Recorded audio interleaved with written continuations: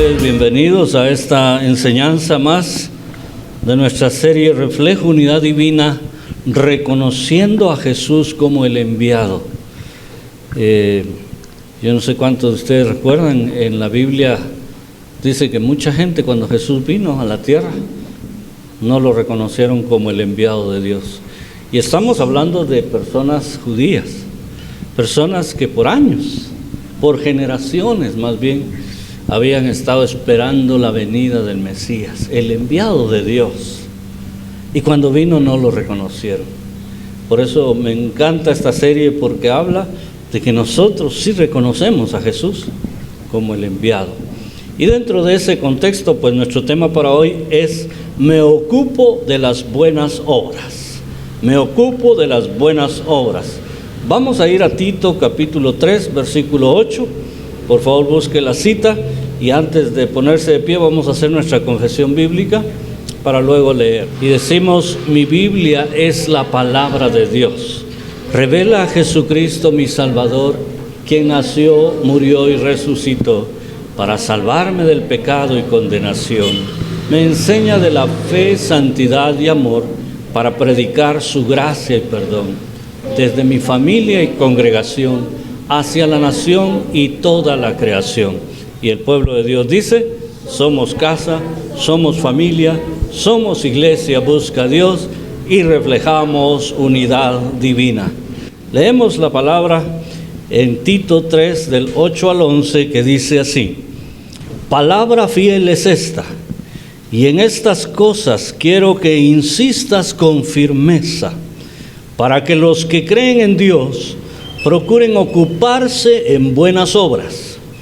Estas cosas son buenas y útiles a los hombres, pero evita las cuestiones necias y genealogías y contenciones y discusiones acerca de la ley, porque son vanas y sin provecho. Al hombre que cause divisiones después de una y otra amonestación, deséchalo, sabiendo que el tal se ha pervertido y peca y está condenado por su propio juicio. Tomen su lugar, amados hermanos.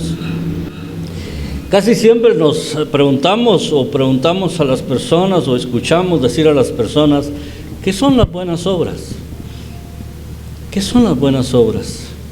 Y normalmente las relacionamos con ayudar a otros, con ayuda social. Y déjenme decirles que ciertamente desde la perspectiva del apóstol Pablo, en esta carta sí incluye ese tipo de obras, pero de una manera generalizada, y habla de otro tipo de buenas obras, que es un concepto mucho más amplio de dejarlo solamente en ayuda social. Hoy vamos a aprender, y luego pues también vamos a aprender cómo vivir en esas buenas obras. Ese es el centro de esta predicación. Claro que para los cristianos se da por sentado que todos nosotros, los que hemos creído en Cristo, debemos ocuparnos de esas buenas obras. De ahí el tema: me ocupo de las buenas obras. Pero vamos a aprender a través de este pasaje tres pilares fundamentales de esas buenas obras, o tres pilares fundamentales que deben haber en nuestra vida para que se cumpla esa expectativa. Lo primero es que nos dedicamos a buenas obras. Lo segundo es que evitamos lo que no aprovecha. Y lo tercero es que evitamos causar divisiones. Fíjense bien, tres cosas: la primera que debemos hacer y las otras dos que no debemos hacer para estar ocupados en las buenas obras. Vayamos en orden. La primera, dijimos, nos dedicamos a buenas obras. Y el verso 8 dice de esta manera: palabra fiel es esta, y en estas cosas quiero que insistas con firmeza. Se lo está diciendo a Tito para que lo haga con la iglesia. Para que los que creen en Dios procuren ocuparse en buenas obras. Estas cosas son buenas y útiles a los hombres. Pablo había estado enseñándole en esta carta a Tito y a todos los lectores acerca de la buena conducta, acerca de la doctrina cristiana, para que nosotros nos comportemos dentro del marco de esa buena doctrina cristiana. Y cuando llega a este punto, comienza diciendo en el verso 8, palabra fiel es esta. Entonces él se está refiriendo a estas cosas que ya les había dicho a Tito y hoy día a nosotros. Esa es la palabra fiel, esa es la palabra que no debe faltar en nosotros, es el consejo que debe orientar nuestra vida, nuestra conducta, nuestro testimonio, nuestro buen vivir como hijos de Dios. Y dentro de ese contexto hay tres cosas que nos menciona. Lo primero, ocuparse. Ustedes recordarán, hace poquito mencionamos Efesios 2:10, que dice que Dios preparó las buenas obras para que anduviésemos en ellas. Y yo les dije, recuerdo todavía, que les dije que es como los rieles del tren, que Dios los preparó para que nosotros solo vayamos, ahí ya está trazado el camino. Eso es andar en ellas. Es más fácil, pero aquí habla de otra cosa. Aquí habla de ocuparse. Yo no sé si a usted le han preguntado alguna vez, preguntándole por qué hace usted, cuál es su trabajo, y le dice, ¿y usted en qué se ocupa? Y nosotros decimos, pues yo más que todo me desocupo. Pero ocuparse tiene una connotación muy seria aquí, hermanos, muy importante, porque ocuparse es encargarse, es estar inmerso en algo, es apropiarse de aquello que queremos lograr, es prácticamente tomarlo como nuestro trabajo, tomarlo como nuestro trabajo. Cuando usted, por ejemplo, va a su trabajo, usted no dice, hoy no voy, mejor, la otra semana voy a ir, voy a dejar mi semana de descanso. No, te llega la otra semana, ya hay otro en su lugar. Porque un trabajo es ocuparse sistemáticamente de ello, es tomarlo en serio, pues, es tomarlo como algo muy personal. Y el apóstol Pablo está diciendo eso aquí, que se ocupen en buenas obras, que lo tomen como una consigna, como un trabajo, el tema de las buenas obras.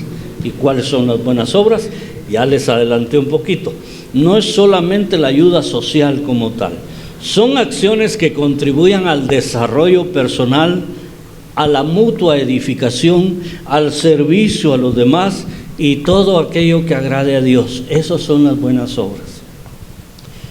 Entonces, cuando usted hace algo en la calle por una persona que está pasando alguna situación complicada, vamos a decir una señora que se cayó en la calle, y usted corre a levantarla, usted está haciendo buenas obras. Eso es un servicio.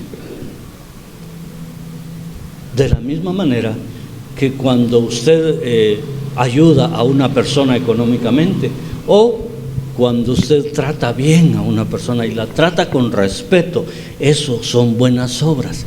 Y todo esto es parte de nuestra conducta general, y dice el apóstol Pablo que eso es bueno y útil. Miren, dos conceptos muy importantes aquí, porque bueno, ¿qué es bueno, hermanos?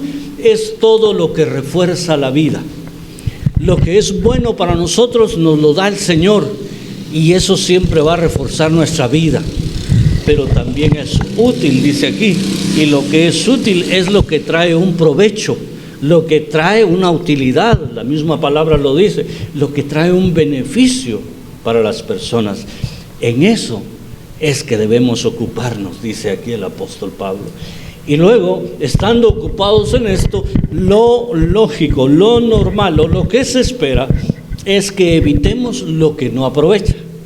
Si yo estoy ocupado en el trabajo, lo hago conscientemente, lo hago diligentemente, lo hago con mucha responsabilidad, voy a evitar todo aquello que perjudique mi buen desenvolvimiento en el trabajo.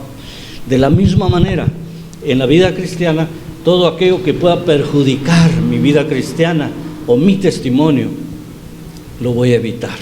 Y eso nos dice el verso 9. Pero evita las cuestiones necias y genealogías y contenciones y discusiones acerca de la ley, porque son vanas y sin provecho. ¿Ven? Lo contrario prácticamente. Porque el problema es que muchas veces aún los mismos cristianos nos involucramos en situaciones que no traen ningún provecho. Nos metemos a unos líos que no nos van a dejar nada bueno ni a nosotros ni a los demás. Aquí habla de cuestiones necias, por ejemplo. ¿Alguna vez le dijeron a usted, no sea necio, tan necia que sos? ¿Qué son las cuestiones necias, mis hermanos? Son todas aquellas acciones que se realizan en contra de la razón, en contra del sentido común, en contra de la inteligencia y de la sabiduría. Fíjense, todas las acciones que desarrollamos o que realizamos y que van en contra de la razón, en contra del sentido común, la inteligencia o la sabiduría. Eso quiere decir que el que se mete a cuestiones necias es medio tonto o tonto completo. Así de sencillo, hermanos. La palabra es fuerte. ¿Qué es sentido común para nosotros? Bueno, el sentido común, yo les ponía el ejemplo a los hermanos que usted sale y quiere cruzar la calle, pero ve que viene un carro a alta velocidad bajando. ¿Se pasa o no se pasa? ¿Qué hace? ¿Aló? Me paso encima del carro. El sentido común nos dice, espérate. ¿Es el sentido común? ¿Pasó el carro? Bueno, ahora ya puedo pasar tranquilo. No, pero viene otro. El sentido común le vuelve a hablar, le dice, quédate, espérate. Es tan simple como eso. Y el sentido común no es privilegio de unos. Es para todo ser humano. Todo el que tiene inteligencia tiene sentido común, pero a veces las cuestiones necias nos llevan en vía contraria, en sentido contrario. Se cuenta de un niño que iba desfilando, cuando todavía habían desfiles. Dice que iba desfilando y la mamá viendo, como todos los papás va viendo, y a veces caminando a la par de ellos, deleitándose en su hijito que iba marchando. ¡Ay, mi chulo! El único que lleva el paso, dice la señora. Pero era el único que no llevaba el paso realmente. Todos los demás llevaban el paso y él iba por otro lado. Pero ella decía, es el único que lleva el paso. Pero en realidad iba en sentido contrario. Cuando un vehículo, por ejemplo, va en contra de la vía, eso son las cuestiones necias, hermanos. Las genealogías, ¿qué son las genealogías? Esto tiene relación o relevancia personal porque tiene que ver con las descendencias o ascendencias de las personas, con la familiaridad, con el parentesco, con el apellido, con la posición económica, social o académica.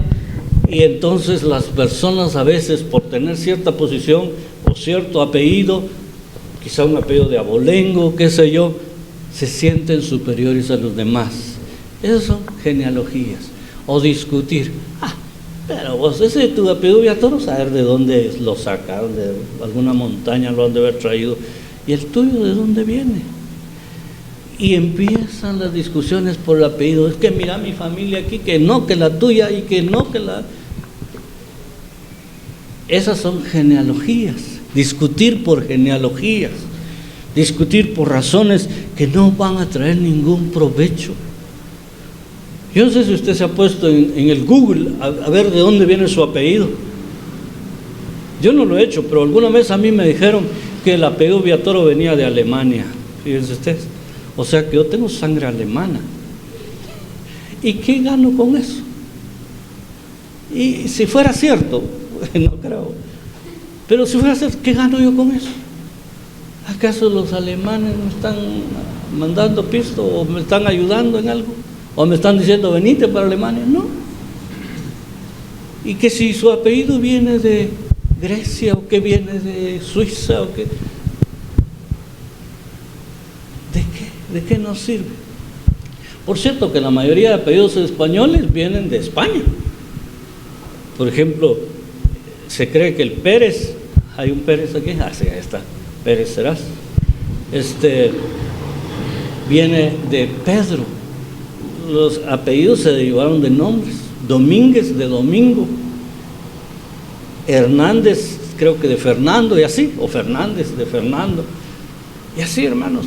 Pero muchas veces son cosas que no nos van a dejar ningún provecho y nos enfrascamos en esas discusiones. Los judíos tenían ese problema, porque ellos siempre se enfocaban en su posición como pueblo elegido y muchas veces terminaban haciendo de menos a los demás. Por ejemplo, a los galileos los hacían de menos los judíos. ¿Recuerdan ustedes que hay un discípulo? ¿Cómo es que se llama este muchacho? Se me fue el nombre ahorita. Que Andrés le fue a llamar para que fuera a conocer a Jesús. Y le dijo: ahí está Jesús. Natanael, gracias hermana. Ahí está Jesús de Galilea. Y de Galilea, de Nazaret, ha de salir algo bueno, dijo él. Porque los despreciaban. Y cuando llegó con Jesús le dijo: he aquí un verdadero judío, un verdadero israelita, porque despreciaba a los galileos.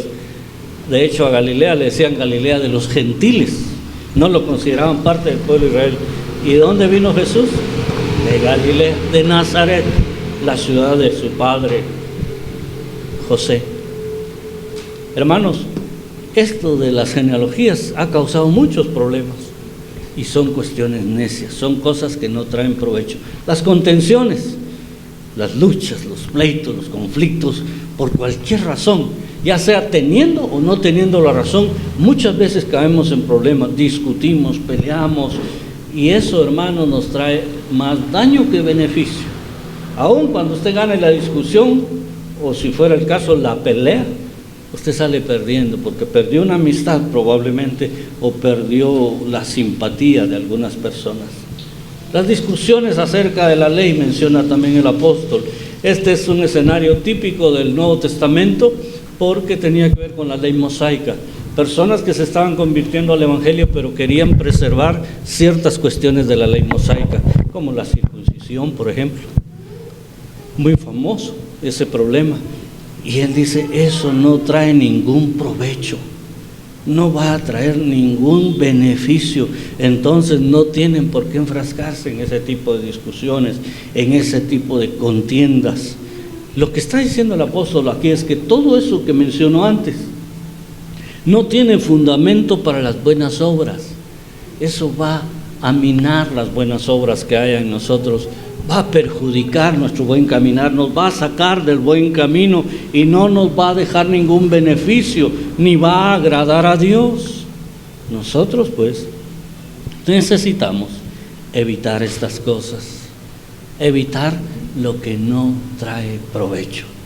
Y luego, finalmente, el apóstol se dirige a Tito y le dice que evite causar divisiones, versos 10 y 11.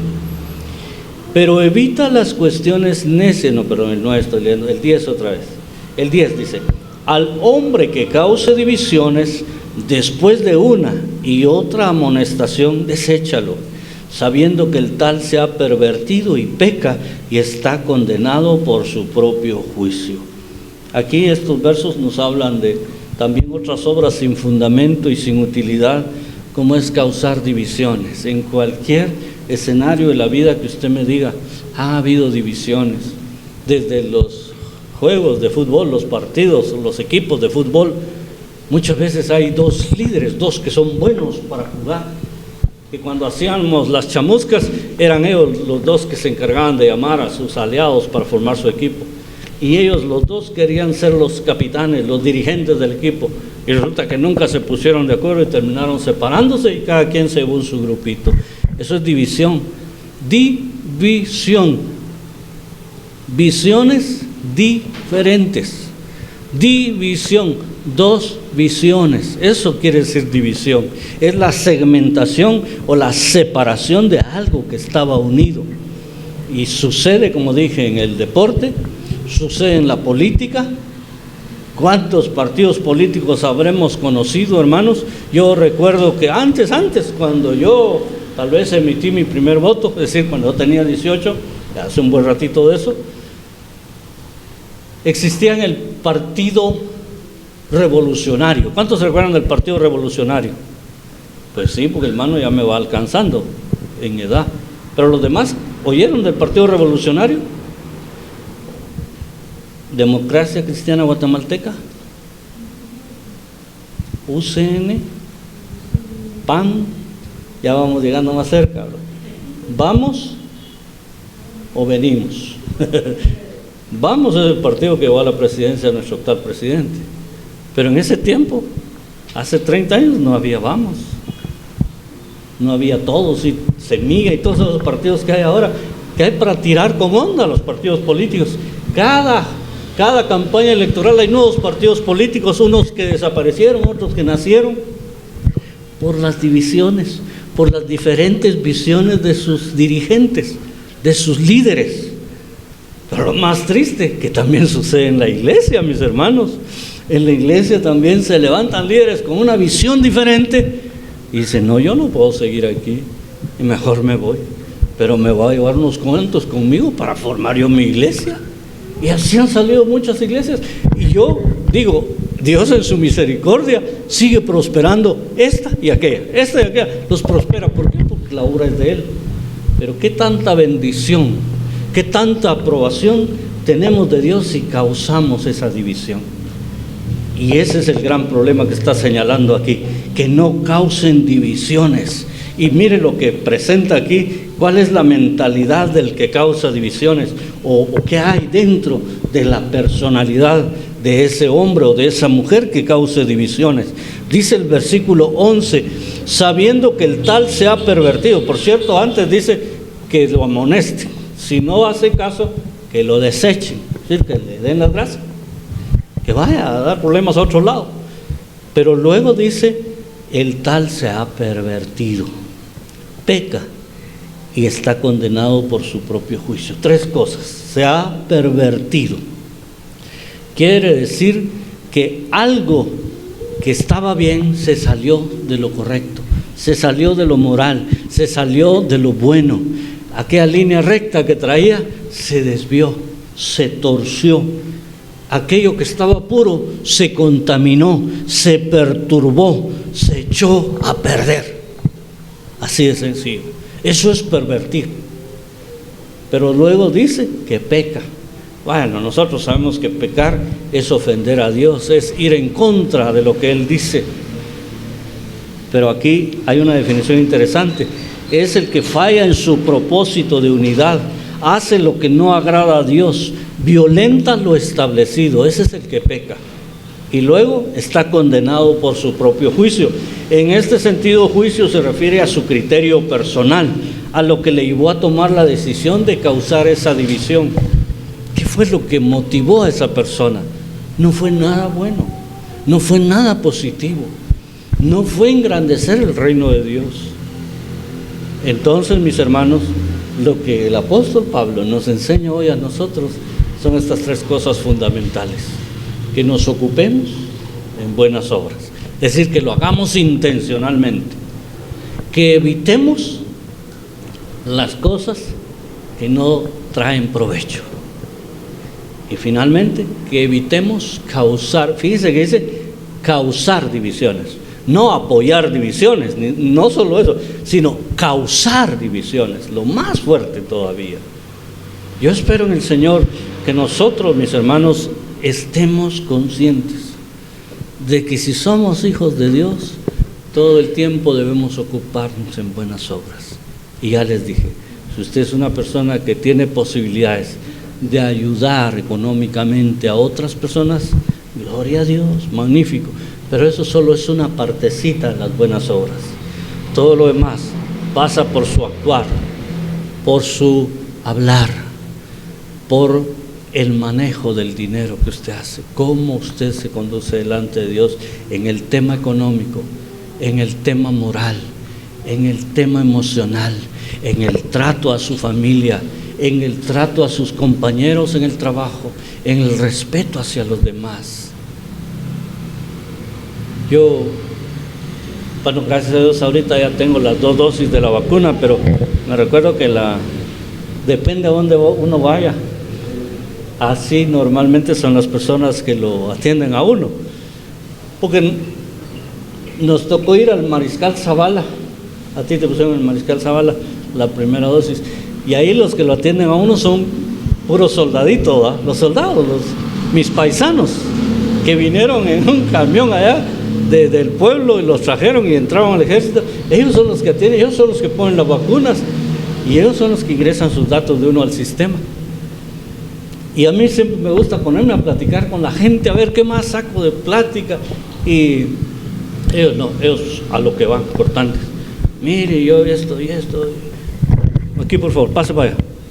Así. Y para allá. Y llegamos a la vacuna. ¿Quién sabe la vacuna? Yo. Llena esta hoja. Y así, todos. A algunos hasta les cuesta expresarse. Porque les digo, la mayoría son del área rural. Bien distinto que a mí me tocó ir a la Universidad Rafael Landívar, en esos explanadas de Cayalá. Ahí estaban atendiendo personas de la universidad, asistidos por estudiantes de medicina de la universidad. La que me puso la inyección a mí fue una enfermera. Me dijo, un pinchacito, vamos a ver, un poquito nada más, y respire profundo, no tenga pena. Y me la pone. Disculpe, me dice, pero disculpe, pero ya me había dado el pinchazo. Y dije, qué diferente el trato de una y otra persona. Ahora, nosotros somos cristianos. ¿Cómo se tratan los amigos en el mundo? Para saludarse se dicen unas palabrotas, unas barbaridades. Vos, hijo de no sé qué. Así se tratan. ¿Y nosotros cómo los tratamos a ellos? ¿Cómo nos relacionamos con ellos? Miren, hermanos, tiene que haber una marcada diferencia. Esas son las buenas obras, porque el que hace la buena obra en nosotros es el Señor Jesucristo. Nosotros debemos mantenernos fieles a esas buenas obras. Pongámonos en pie un momento, si gustan, y oramos, porque en todo esto necesitamos la ayuda del Señor, mis hermanos. Necesitamos que Dios esté con nosotros, que Dios nos guíe, que su Santo Espíritu nos llene de esa gracia, que su Santo Espíritu nos recuerde todo lo que hemos o necesitamos recordar en el desempeño de nuestra vida diaria. Oh Dios amado, en el nombre de Jesús, queremos darte gracias porque tú nos llamaste para ser personas diferentes, personas no solo salvas, sino transformadas por tu gracia y por tu amor. Y nos enseñas hoy, Señor, que debemos andar en buenas obras, que debemos evitar aquellas cosas que no tienen provecho y que debemos evitar causar divisiones, no provocar enemistades entre otras personas, no provocar conflictos, Señor, en la empresa, en el lugar donde estudiamos, en el vecindario, en nuestra propia casa, Señor. Pedimos que nos ayudes a hacer luz, a hacer sal en este mundo. En tanto tú nos edificas, en tanto tú nos ministras, tú nos alientas con tus promesas, porque tú has dicho que estarás con nosotros hasta el fin del mundo. Señor, que mientras tú haces eso con nosotros, nosotros hagamos buenas obras para honrar tu nombre, para exaltar la grandeza de tu misericordia, para que se vea reflejada la mano de Jesús en nuestras vidas, transformándonos a imagen y semejanza tuya. Señor, en el nombre de Jesús, perdónanos si hemos caído en hacer aquello que no aprovecha, en causar divisiones y dejar de hacer las buenas obras. Oramos, Señor, para que nos des sabiduría. Oramos para que nuestras vidas sigan siendo edificadas en ti, para gloria y honra de tu santo nombre. Pero también esta mañana quiero pedirte por tu iglesia, tanto los que están presentes en esta casa tuya, como los que nos están viendo en diferido, Señor.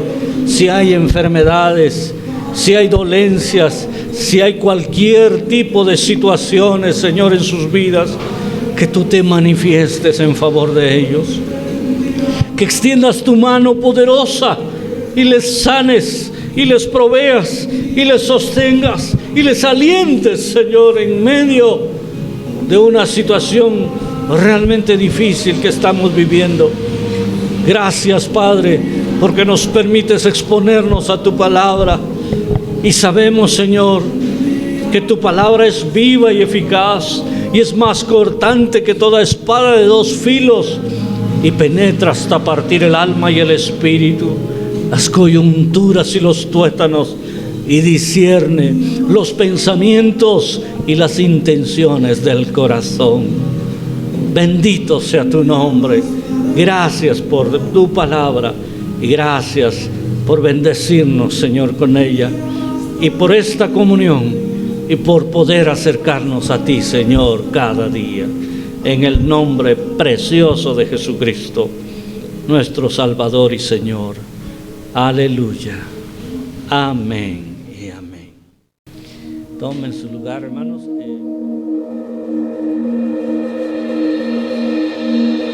No tengo nada para ofrecer, nada que te pueda sorprender, solo un corazón quebrantado una y otra vez.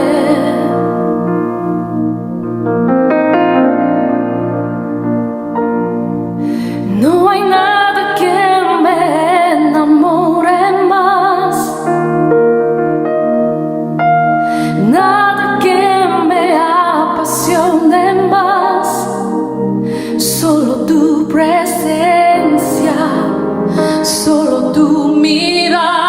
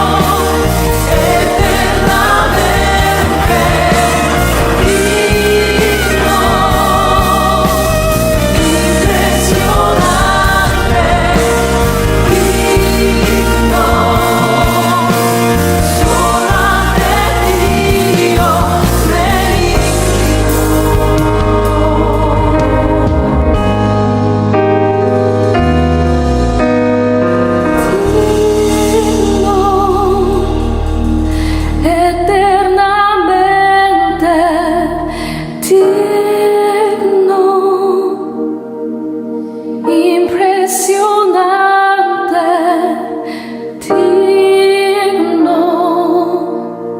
solo ante ti yo me inclino.